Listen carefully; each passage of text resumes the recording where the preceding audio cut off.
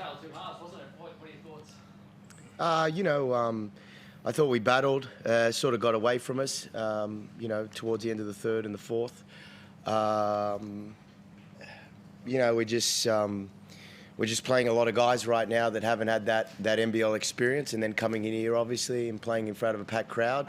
It is a tough ask, but I thought they battled. I'm sure there's some things we can work on, and some things that let us down. But, I didn't think we quit, even though the scoreline reflects it did stretch out a bit at the end. So what do you say? Like, the first half was against a really good team. It's really impressive. Did you focus on that more with them now, or did you focus on what happened? What stage are you at with the coaching front? I mean, we've been in. So obviously, once Mike went down, we decided not to bring any Americans in, and decided to teach our young guys. So with that, everything needs to be teaching. The way I am right now is we just got key points of where we can get better and where we can maintain our style, defensively and offensively. And I thought what happened was either it's they took us out of it. That is one factor. We got fatigued is another, and just a little bit of an experience. We got out of our style in the second half, and we try to just teach how we want to be and how we're going.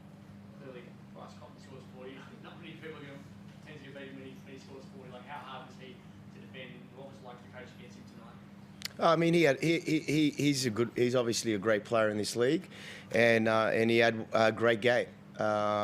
So again, I'm never going to take anything away from something like that. But I mean, it needed a bit of that to keep him in it in the first half. So I'm going to take it the other way and just take it as a little bit of a positive then. Those guys, and totally respect what he did today. He was. He's a really good. He's maybe one of the best ever in this league, or the best now. So not the first time he's had 40 on me. No. So yeah, I mean, I'm not going to celebrate it, but I'm going to respect it. Did you take the attitude points that he's going nuts, but others weren't? So he can beat you, good on him, because the others weren't for a lot of the game. Yeah, I mean, I thought Corey was solid today as well. Brady did a good job at the end. But, yeah, I mean, at the end of the day, we're 5 up, and he had something like 23 at half. So, I mean, the thing was, it's either he can't maintain it, and we win and the other guys don't score, or he maintains it, the other guys don't score and we win. But he did maintain it, and the other guys scored a bit. So, that's what it came down to at the end. Yeah, I mean, I was watching the video before and what Jesse was saying, one of his best memories when Bryce dropped 45 on us in the game through the finals. So that's not a good memory for me, so keep the one under wraps. But he's a special ball player. Watching him, the whole time I've been in the league as well, and he's definitely one of the top imports that the league's ever had. So, and obviously found a home in here and can do what he did tonight and win ball games by himself. Your guys we can talk about Bryce, but Sam Fallon's had a rough week and has absolutely turned it on tonight. Like, how proud are you of him to be able to do what he did here? Yeah, he's a special player, and we got a lot of young guys on the team that are getting chances, and the hope is that these guys take these experiences and learn from them, because you can't replace game time. You can't. These guys are getting a really special chance to be out on the floor when most guys in their position are not getting that many minutes. So, you can't replace being out there on the court. And for them, hopefully they can take these experience and learn from it, and hopefully know how valuable it is for them to have these minutes. How did you manage it throughout the week? Emotionally?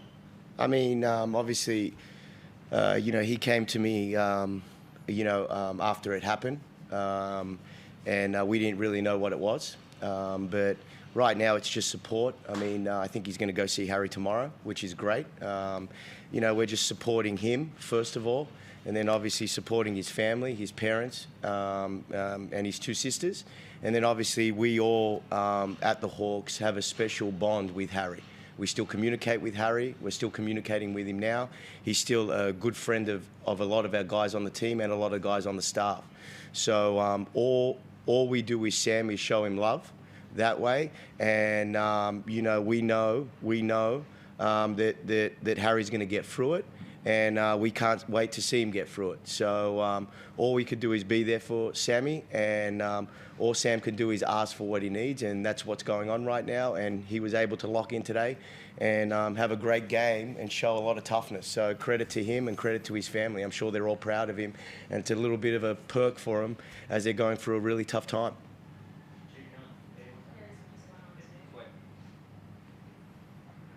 You're Chris. Yeah, sorry, Tim. 2 games to go next week.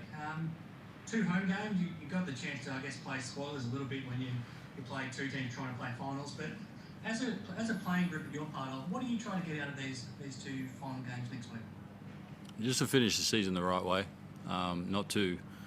The great thing about our group is that there's no quit. Like we're competing. You know, we may not have the pieces to finish right now, but you know, we're still putting 5 guys on the court just like the other team. So we're not carrying any excuses for what we've been able to do, but we want to finish it the right way. And no matter what the scoreboard says, we want to keep playing a good brand of basketball.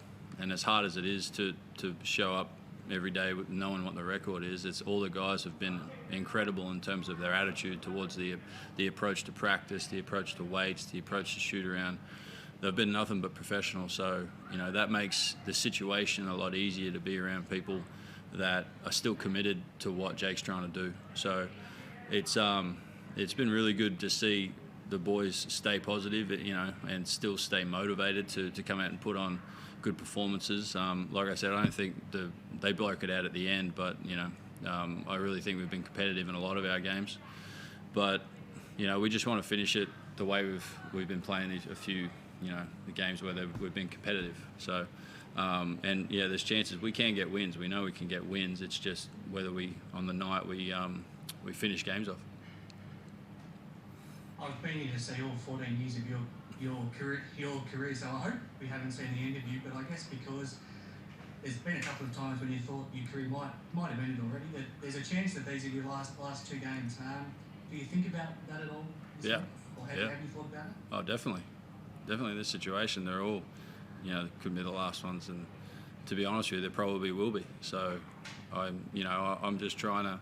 I'm not going to go out there and try and get 40 or whatever, but they'll leave that to Bryce. But I just want to go out there and be a good influence on the bench, try and give guys a bit of a piece of advice. I've never been one to do it in front of a group. I've never had that kind of character in me, but telling guys one-on-one what I see, just, you know, a few kind of technical things that to help them with their game, and try and teach them from mistakes that I've made, and make sure they don't repeat the same ones, and just make them better basketball players. So that'll be my role, you know, moving forward. Where I play whatever role it is, I'll try and do it to the best of my ability, but you know, it's more just making sure these young guys take away good habits and make sure they don't dig themselves into holes and controlling things that they can control.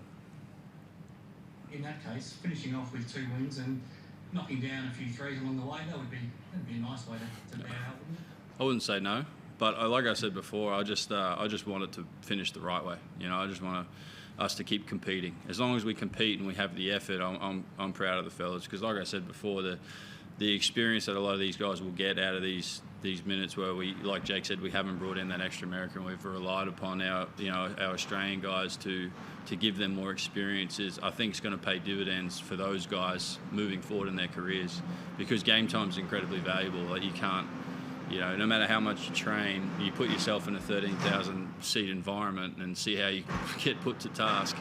You can't replace that, and you don't get to do it too many times. So I hope they're learning lessons from it. I've been wrapped up, so thanks very much, guys. All good. Thank you.